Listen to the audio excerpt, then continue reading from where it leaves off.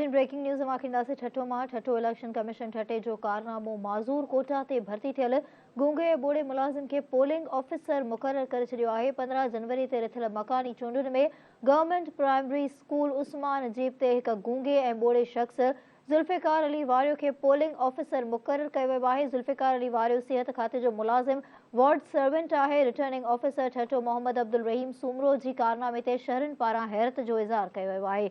Breaking news आहे नाज़रीन update कंदासीं मां ठठो मां ठठो इलेक्शन कमीशन ठटे जो कारनामो माज़ूर कोटा ते भर्ती थियल गूंगे ऐं ॿोड़े मुलाज़िम खे पोलिंग ऑफिसर मुक़रर करे छॾियो आहे।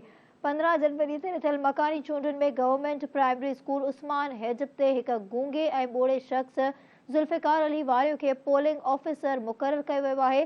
ज़ुल्फ़िकार अली वारियो सिहत खाते जो मुलाज़िम वार्ड सर्वेंट आहे। रिटर्निंग ऑफिसर ठठो मोहम्मद रहीम सूमरो जे कारनामे ते शहरनि पारां हैरत जो इज़हार कयो वियो आहे।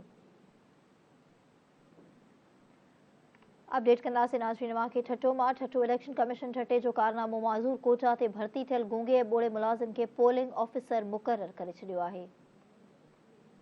इन जा वधीक तफ़सील वठंदासीं। टेलीफोन लाइन ते मौजूद आहे धरती न्यूज़ जो रिपोर्टर रहमतुल्लाह छुट्टो। जी रहमतुल्लाह, छा अपडेट्स आहिनि?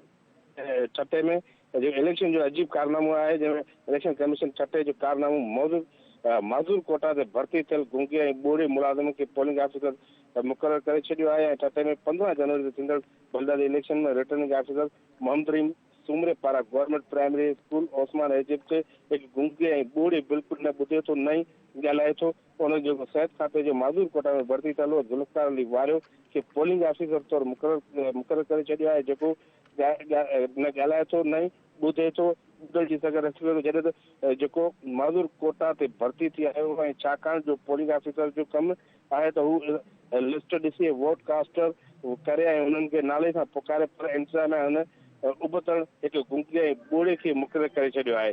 जी रहमतुल्लाह जी वॾी महिरबानी तफ़सील बाबति अपडेट करण लाइ।